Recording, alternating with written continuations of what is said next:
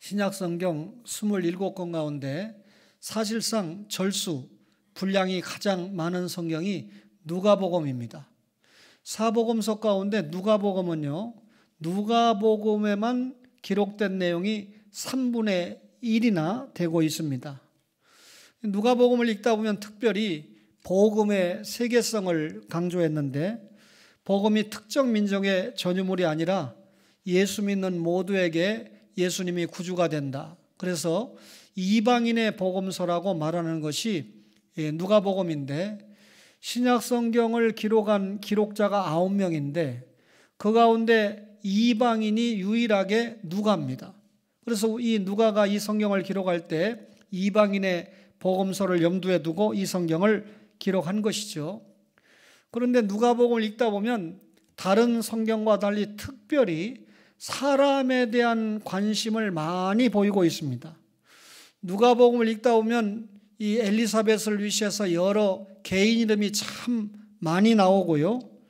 특별히 다른 복음서가 관심을 보이지 않는 여성 성도 13명이나 누가가 소개를 하니까 여성에 대한 관심도 많은 성경일 뿐만 아니라 어린아이에 대한 관심도 많아요. 세례 요한이나 예수님의 유년시대, 특별히 예수님이 어린아이에 대해서 특별한 배려를 한 것을 기록으로 보여주는 것이 누가복음입니다. 뿐만 아니라 누가복음은 사회적인 낙오자에 대해서 많은 관심을 보이는데, 예를 들면 유대인들이 지탄하는 삭개오 같은 사람, 그리고 이 한편 강도 뿐만 아니라 이 세리, 그리고 오늘 여러분에게 제가 말씀을 전하려고 한 둘째 아들 탕자, 이런 그 사회적인 낙오자에 대해서 관심을 많이 보이는 성경이 누가복음입니다. 말씀드린 대로 의사 누가, 이방인 누가는 2권의 성경을 기록했는데, 예수님의 탄생부터 승천까지 하나님의 구원 역사의 일부로 기록한 것이 누가복음이라면, 예수님이 승천하신 후에 성령님 오시고 그리고 이 예루살렘부터 땅끝까지 복음이 확장되는 선교운동, 교회운동으로 하나님의 구원 역사 2부를 기록한 책이 사도행전입니다. 오늘 제가 여러분에게 누가복음 15장 11절로 24절의 말씀을 읽어드렸는데, 사실 이 누가복음 15장에 3가지 비유가 나오잖아요. 잃은 양을 찾은 목자의 비유, 잃은 드라크마를 찾는 여자의 비유, 그리고 잃은 아들을 되찾은 아버지 비유를 기록하고 있는데, 소위 3번째 비유를 우리가 탕자의 비유다 이렇게 말하는데, 탕자의 비유는 전반부와 후반부로 나눌 수 있는데, 전반부에는 집으로 돌아와서 이 둘째 아들이 집으로 돌아와서 잔치를 여는 곳까지가 전반부고, 후반부는 그 후에 일어나는 일들을 기록한 것이 후반부입니다. 전반부를 읽어보면 동생이 주인공처럼 나타나고, 후반부를 읽어보면 동생이 아닌 형이 중심 인물로 등장을 하게 됩니다. 누가복음 15장 이 부분을 읽으면서 흔히 둘째 아들만 탕자라고 생각하는데, 다음 주에 우리가 살펴보겠습니다만 첫째 아들도 못지않은 탕자라고 하는 사실을 확인하게 됩니다. 오늘 저는 여러분에게 둘째 아들 이야기를 말씀을 통해서 전해보려고 합니다. 오늘 누가복음 15장 12절에 보면 그 둘째가 아버지에게 말하되, 아버지여 재산 중에서 내게 돌아올 분깃을 내게 주소서 하는지라. 아버지가 그 살림을 각각 나눠주었더니라고 기록을 했습니다. 둘째 아들을 왜 탕자라고 우리가 부를까요? 당시 예수님의 말씀을 듣는 대상자들은 유대인들이었습니다. 그렇다면 유대인들의 사고를 우리가 이해하고 이 말씀을 들을 때 이해가 빠르겠죠. 둘째 아들은 아버지, 언젠가 나에게 돌아올 유산을 미리 떼어서 나에게 좀 물려주세요라고 요구를 한 것입니다. 우리가 생각할 때 그럴 수 있다고 생각이 되잖아요. 어차피 아버지가 자식에게 물려줄 재산이라면 자식이 필요로 할 때 그 재산을 물려주는 것이 좋지 않겠느냐 이렇게 생각할 수 있습니다. 그런데 유대인들은 이 한 구절에 경악하는 겁니다. 아버지가 살아있는데 재산을 물려달라고 하는 것은 유대인 사회에서는 상상할 수 없는 일이기 때문에 그렇습니다. 아버지가 살아있는데 재산을 물려달라고 하는 자식은 유대인의 법에 의하면 돌로 쳐 죽임을 당할 죄를 범하는 것입니다. 유대인들의 상속법을 보면요, 부모가 살아있을 때는 어떤 경우든지 유산을 이어받을 수가 없게 되어 있습니다. 따라서 살아있는 아버지에게 자식이 유산을 물려달라 하는 것은 아버지에 대해서 대단히 큰 모독을 하는 것으로 여겨졌지요.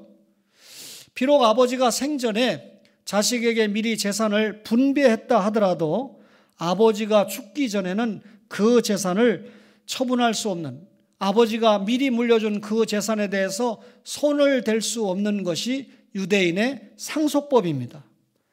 그런데 오늘 둘째 아들은 버젓이 아버지에게 와서 아버지가 살아있는데도 자기에게 돌아올 몫을 미리 달라고 요구를 하는 것입니다.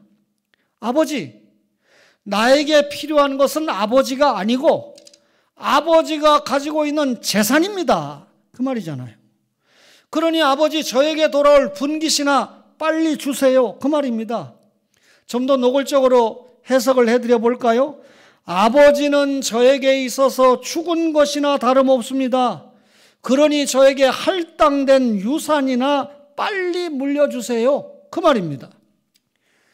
아버지가 빨리 죽어야 재산이 나에게 돌아올 텐데 왜 아버지가 안 죽고 지금까지 살아있단 말입니까? 이 말이잖아요. 그러니 우리가 탕자 이렇게 말하는 것은 이런 둘째 아들이기 때문에 탕자다. 살아계신 아버지에게는 관심이 없고 효도할 생각하지 않고 오히려 아버지, 당신이 빨리 죽어야 당신의 재산이 내게 될 거 아닙니까? 라고 생각하고 요구를 하고 있으니까 탕자란 말이죠. 재산 상속을 요구받았을 때 아버지가 기가 막히지 않았겠어요? 자식에 대해서 실망감과 배신감을 느꼈을 것은 두말할 필요가 없겠죠. 배은망덕한 자식이라고 여겨서 마을 법정에 세워서 돌에 맞아 죽게 할 수도 있었을 것입니다. 그런데 이 자식을 사랑했던 아버지는 그렇게 하지 않았어요. 아마 아버지가 자식을 설득하지 않았겠어요? 달래보지 않았겠어요? 정신 차리도록 교훈하지 않았겠습니까? 그런데 이 아들의 요구를 아버지가 거절할 수도 있었잖아요. 근데 아버지는 그렇게 하지 않고 아들이 요구하는 대로 아들의 분깃을 그대로 물려주었습니다. 이 말씀을 들으니까 참 아버지가 힘이 없고 나약하구나 이렇게 생각됩니까? 아버지로서 갖는 모든 권한이 있음에도 그 힘을 사용하지 못하는 무능하고 나약한 아버지로 그렇게 생각이 됩니까? 여러분, 우리가 기도할 때 하나님을 아버지라고 하지요. 일찍이 다윗과 맺은 관계 속에서 우리 하나님과 부자 관계 자신 있게 고백을 하는데 하나님 아버지가 모든 주권을 다 가지고 계십니다. 그 힘을 아들이 된 우리에게 하나님이 다 사용하신다면 여러분, 다 사용하시지 않는 그 모습을 탕자의 아버지를 통해서 우리가 보고 있는 거죠. 사실 아버지가 돌아온 탕자의 이 모습을 볼 때 마땅히 징벌을 내려야 하지만 노하기를 더디하시고 오래 참으시는 아버지의 모습을 우리가 보게 되는 것입니다. 자식에게 절대적으로 강압적으로 대하지 않는 하나님의 모습을 이 아버지가 보여주고 있는 거죠. 여러분, 구약의 이스라엘의 역사를 볼 때 주전 931년에 솔로몬이 죽었어요. 솔로몬이 죽고 난 다음에 나라가 남쪽 유다와 북쪽 이스라엘로 갈라졌지요. 북쪽 이스라엘이 여로보암부터 마지막 호세아까지 19명의 왕을 거쳐서 209년 동안 몽땅 우상 숭배하고 하나님의 말씀을 지키지 않았어요. 그런데 하나님 어떻게 했습니까? 209년 동안 참아주셨어요. 선지자들을 보내서 돌아와 하나님의 말씀으로 돌아와 언약 준수의 삶으로 돌아와 얼마나 인내하시면서 사랑하시는 모습을 보였습니까? 그래도 안 되니까 하나님이 징계하셨잖아요. 아수르를 통해서.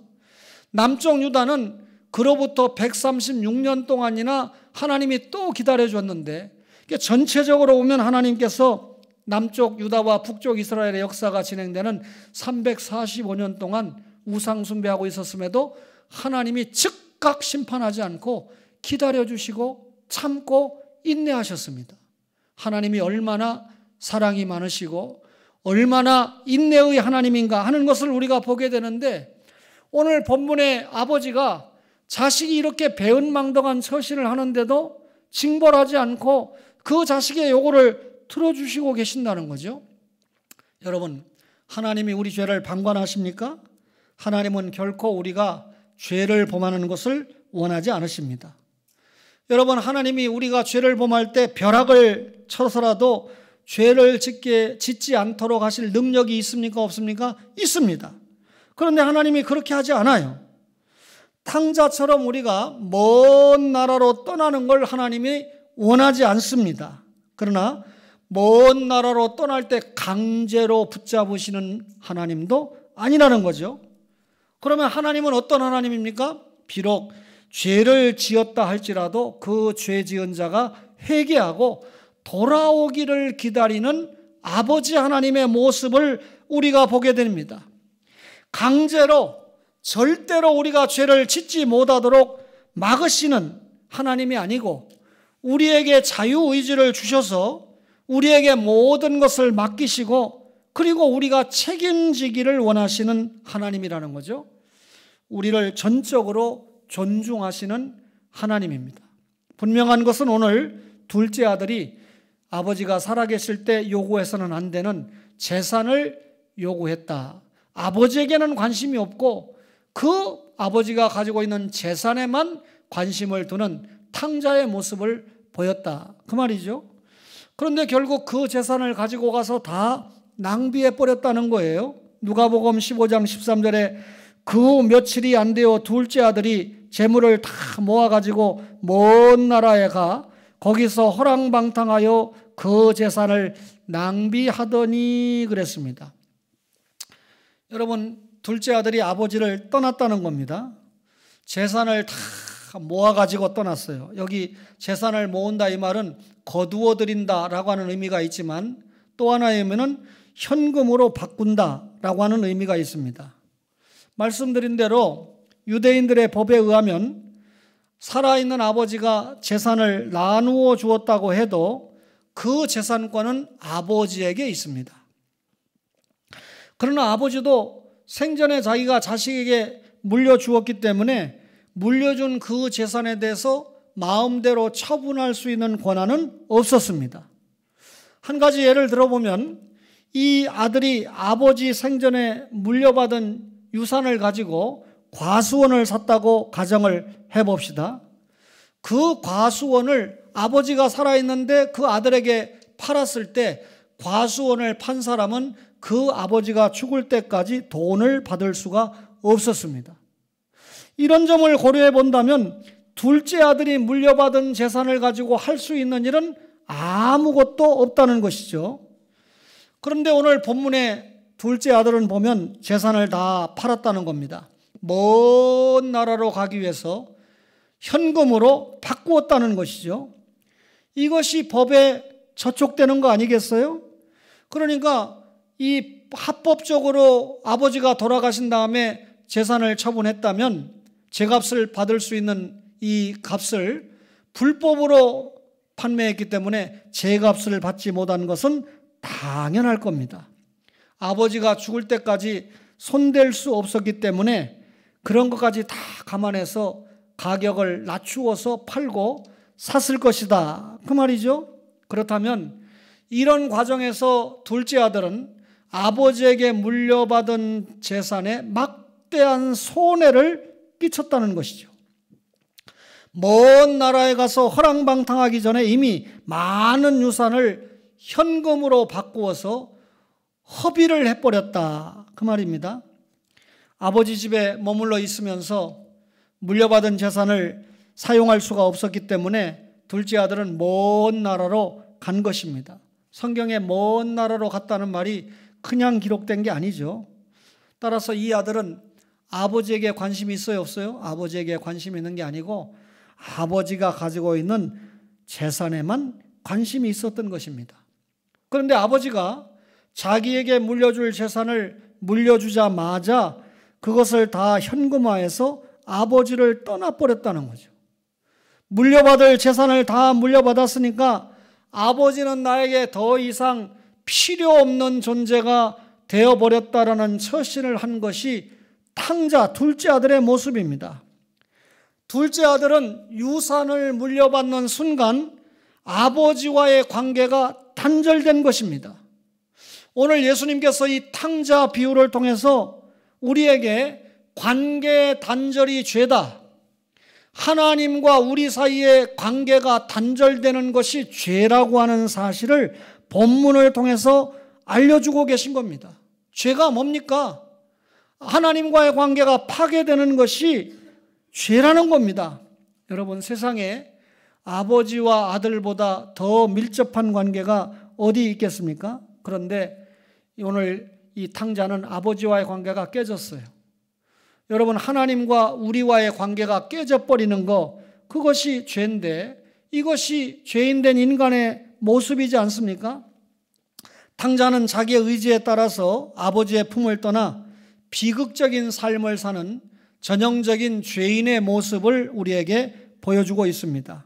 그렇다면 이 설교를 들으면서 이 탕자가 누군가, 어느 집 가문의 둘째 아들이 도대체 어떤 녀석인가 생각하지 마시고 설교 말씀을 전하고 있는 목사가 둘째 아들이고 이 설교를 듣고 있는 여러분들도 둘째 아들이다라고 하는 마음을 가지고 설교를 들어야 돼요. 다시 말하면 오늘 탕자는 죄인을 대표하는 모습으로 오늘 본문에 등장하고 있는 것입니다. 둘째 아들은 일반적인 관습과 법 절차를 무시한 채 자기 의사대로, 자기 뜻대로 행하기를 원했습니다. 아버지의 통제를 받고 싶지 않은 거죠. 그래서 자기의 육적인 쾌락을 추구하고자 했던 대로 자기 이기적인 소욕대로 관심을 두었고 처신을 하는 겁니다. 둘째 아들이 아버지를 떠나서 먼 나라로 간 것처럼 타락한 인생은 끊임없이 하나님의 은총을 거부하며 그 은총의 길에서 떠나려고 하는 본성을 가지고 있습니다. 코로나19 이야기가 하도 글과 말로 나오니까 저는 기도만 하지 별로 말하지 않습니다만, 사실 이 지속되는 코로나19 사태 속에서 이 한국교회 믿음을 송두리째 하나님께 보여주고 있지 않습니까? 평상시에 우리가 하나님 중심, 성경 중심, 교회 중심이 우리의 생활 원리다 말하지만 코로나19 앞에 하나님 중심 무너졌어요. 성경 중심 무너졌습니다. 특별히 교회 중심 생활하고 있습니까? 교회가 무슨 코로나 온상입니까? 옛날에 200명일 때는 교회가 코로나 온상처럼 많이 보도도 하더니 요즘 700명, 800명 되니까 교회가 코로나 온상이라는 보도는 많이 좀 사그러 들은 것 같아요. 여러분, 자기가 이 사회에서 또 학교에서 일반 생활은 다 하면서 돈 버는 활동은 다 하면서 교회 가면 코로나 남들에게 옮길까 봐, 남들에게 피해를 줄까 봐 못 옵니까? 아닙니다. 올라와야 됩니다. 그리고 회복을 해야 되죠. 하나님을 떠나려고 하는 본성이 죄의 모습이에요. 아버지 앞에 돌아오는 것이 회개한 모습이죠. 아담 역시 하나님의 규례를 무시하고 하나님께서 금하신 선악과 열매를 따먹었잖아요. 먹음직도 하고 보암직도 하고 지혜롭게 할 만큼 탐스러운 그 유혹을 이기지 못했습니다. 결국 죄가 뭡니까? 하나님의 뜻대로 살지 않고 자기 소견대로 행하고 사는 것이 죄이지 않습니까?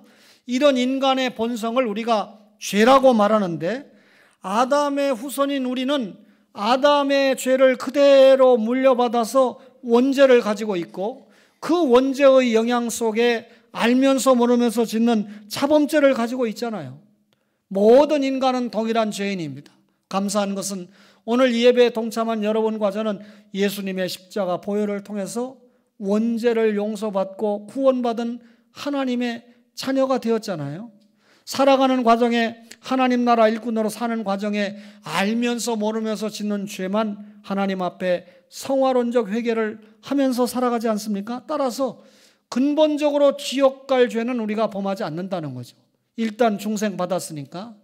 오늘 둘째 아들 아버지에게 그렇게 물려받은 재산을 다 낭비하더니 결국 아버지를 떠난 그런 모습을 보였습니다. 그리고 궁핍했습니다.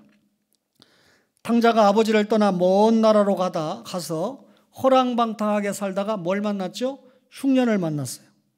모든 재산을 다 허비했는데 기근까지 겹치는 어려움을 만났습니다. 지금까지 나름대로 아버지가 준 유산을 팔아가지고 현금화해서 부족함 없이 나름대로 즐거움을 누리며 살았는데 성경에 보니까 비로소 궁핍을 느끼기 시작했다. 결국 탕자의 삶은 종살이로 전락을 해버리고 말았습니다.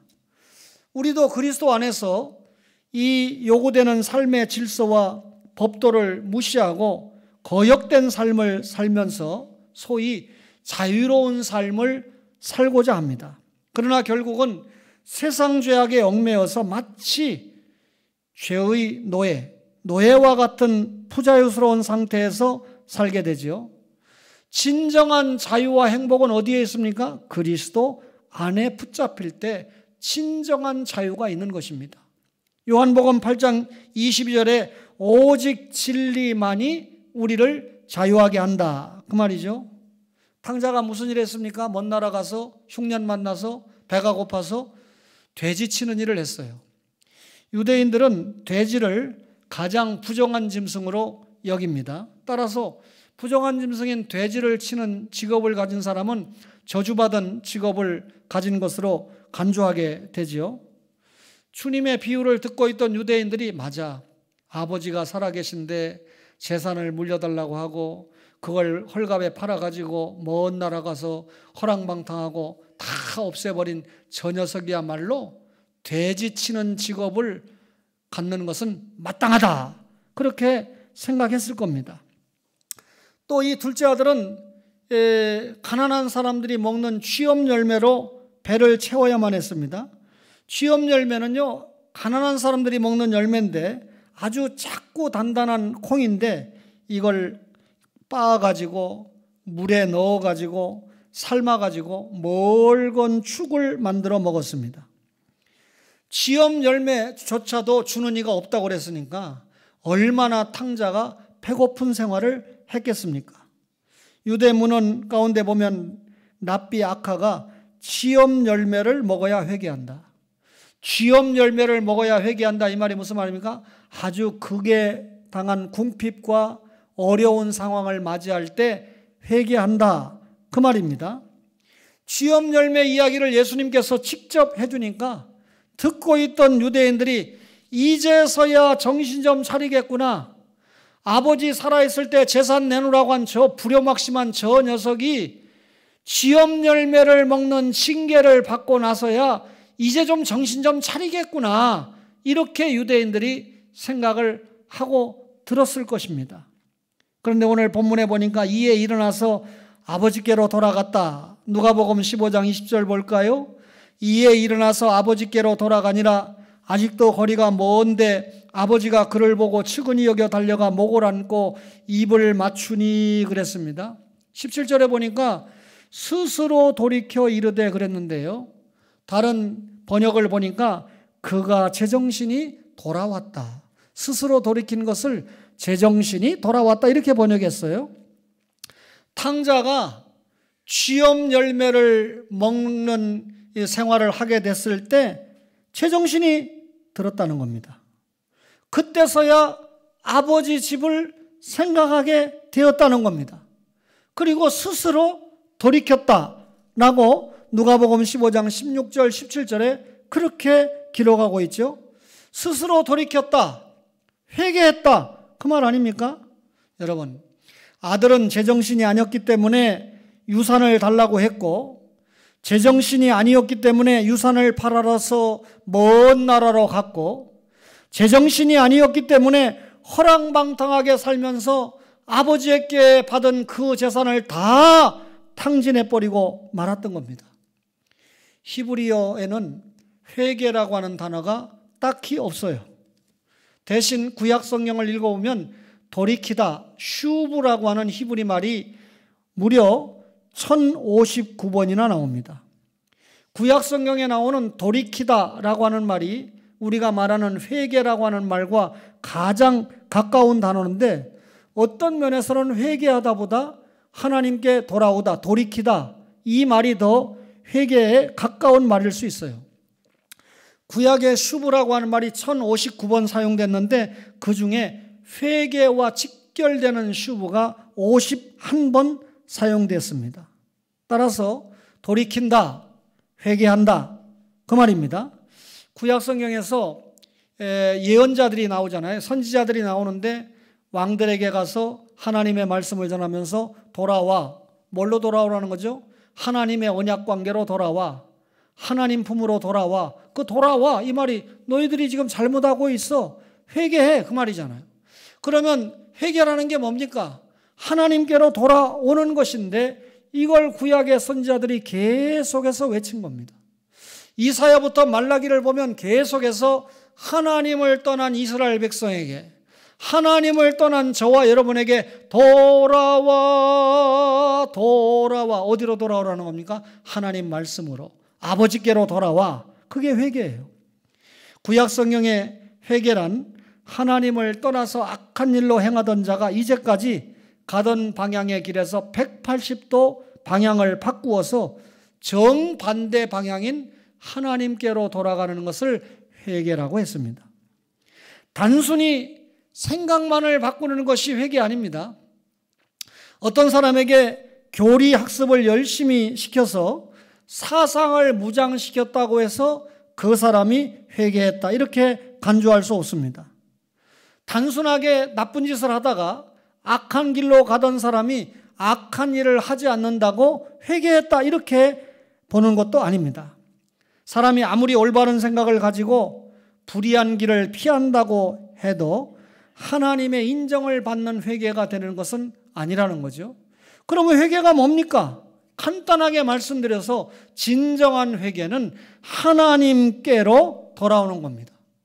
우리의 생각이 하나님께 돌아가는 거예요. 우리의 행실이 하나님께로 돌아가는 겁니다. 따라서 창조주 하나님의 섭리에 맞추어서 살아가는 것이 회개한 자의 삶의 모습이라는 거죠. 유대인들은 모세오경을 대단히 중요하게 생각하는데 창세기, 출애굽기, 레위기, 민수기에서 흘러오는 시냇물이 신명기라고 하는 저수지에 다 모아지게 됩니다. 신명기가 결론을 딱 내려요.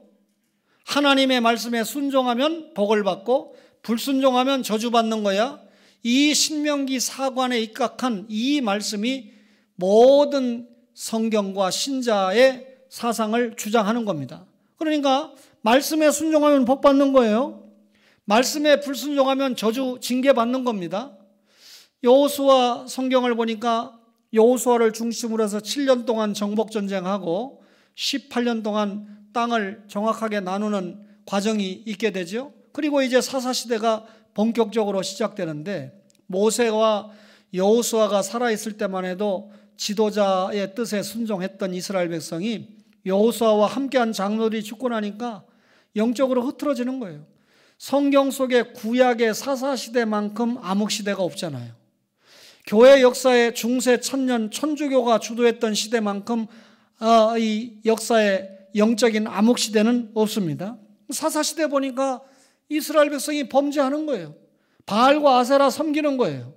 하나님이 약속대로 이웃 나라를 통해서 징계하는 겁니다. 그때 이스라엘 백성이 어떻게 합니까? 돌이켜 회개하는 거죠. 하나님, 잘못했습니다. 저희들이 죄를 회개합니다 하니까 하나님이 사사를 세워서 구원을 주시고 평안을 회복시켜 주잖아요. 오늘 둘째 아들이 분깃을 요구했습니다. 그리고 아버지를 떠났습니다. 범죄했다는 거죠. 그 결과 하나님께서 어떻게 합니까? 흉년을 만나게 하고 모든 것을 탕진하게 하고, 그리고 돼지 키우는 집에서 취업 열매도 못 얻어먹을 정도로 비참한 징계를 하나님이 내리게 되지 않습니까? 그때 탕자가 어떡하죠? 스스로 돌이켰다. 회개했다. 그 결과 아버지와의 관계가 후부에 보면 회복이 됩니까? 안 됩니까? 관계가 회복되잖아요. 그러니까 결국 회개라는 건 아버지께로 돌아오는 거예요. 하나님과의 관계가 회복되는 것이 회개다. 그 말이죠.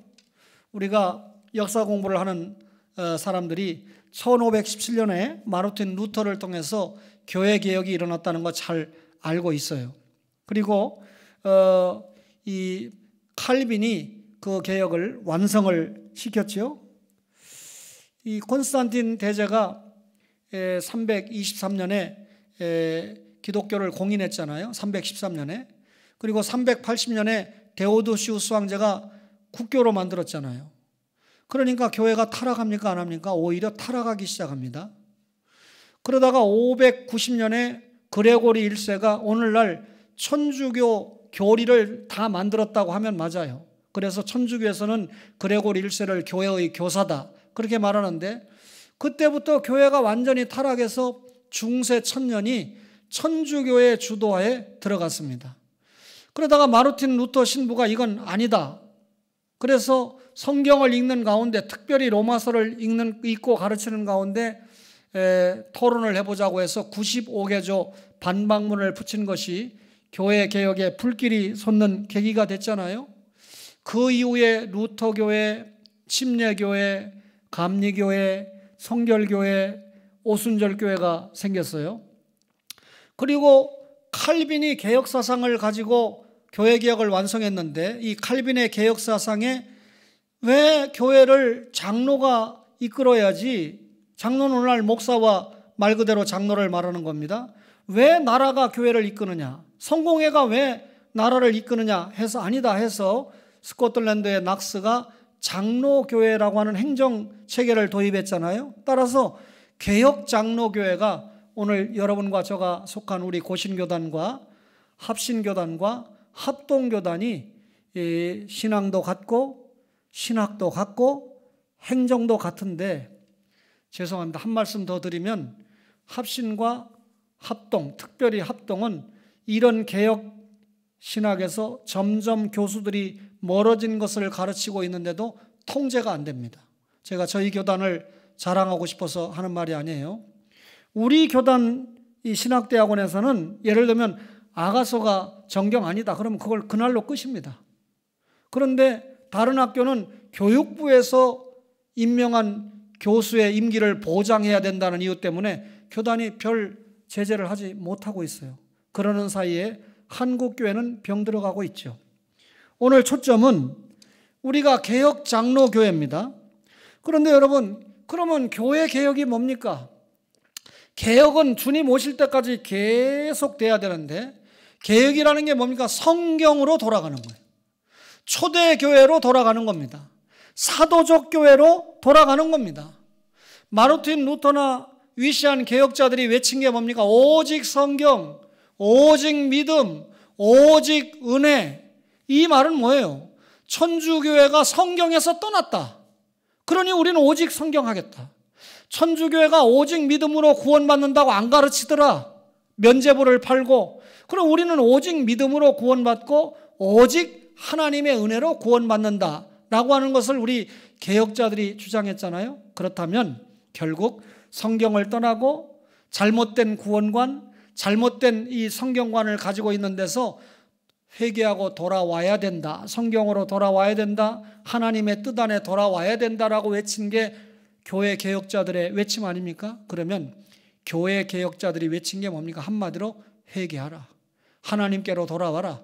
하나님의 뜻에 뭉친 보증물인 성경으로 돌아와라. 이게 개혁자들의 외침이잖아요. 오늘 한국교회가 얼마나 하나님의 은혜를 많이 받았습니까? 그렇죠? 제가 한 20년쯤 전에는 제가 넥타이 한 두세 개 가지고 맨다 이렇게 얘기한 적이 있고요. 그나마 그때는 1,000원이면 넥타이 샀어요.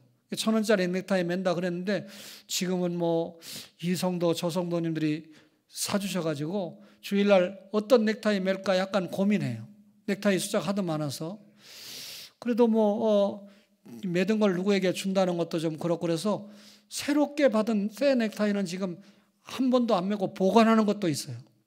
또 이 설교 잘못 들어서 목사님 끝나고 저 좀 주시죠 하는 분 계실런지 모르겠는데 왜 이야기하냐면 90세가 넘으신 김유현 목사님이 초창기에 목회하실 때는 본인도 밥도 굶고 또 밥도 굶는 교인들도 참 많았습니다.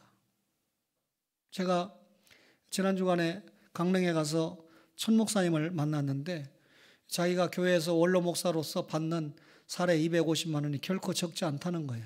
맞는 얘기죠. 그런데 교회에서 이 재산세도 내주고 연료비도 내주고 사택관리비도 내주고 하다가 살 때와 250만 원 가지고 교회 11조와 헌금 드리고 나서 남는 것 가지고 생활하려니까 무슨 말을 하냐면 200만 원 300만 원 벌어가지고 교회 내 이 지도를 따라서 열심히 헌금하고 35년 동안 따라온 성도들을 생각하니까 너무 눈물이 나고 가슴 아프고 감사하더라는 겁니다. 그래서 참 전 목사님은 참 좋은 목사다. 제가 그래 생각했어요. 무슨 말인지 이해가 되십니까? 그렇게 적은 수입으로 건축헌금도 드리고 선교헌금도 드리고 열심히 따라왔던 교인들을 생각하니까 자기가 살아보니까 참 이 지난 날을 생각할 때 그렇다는 거예요. 그럼에도 불구하고 지금 교인들 얼마나 잘 삽니까? 저도 그렇고 여러분도 그렇고 얼마나 잘 삽니까? 여기에 하나님의 은혜가 분명히 있었잖아요. 선교사들을 보내서 조상들 이시조선 500년 고려 왕조 우리에게 가난밖에 더 물려줬어요? 솔직하게 말해서 역사를 더듬어 보면 일본 녀석들에게 나라 뺏기는 것밖에 더 물려줬습니까? 그래도 선교사들이 복음을 전해주면서 정신 차려서 산업화와 민주화 발판을 이루게 돼서 여기까지 왔는데 한국교회가 이렇게 엄청나게 많이 받은 복을 통해서 하나님 나라 확장에 멋지게 사용받아야 될 텐데 교회가 세속화됐다는 거예요.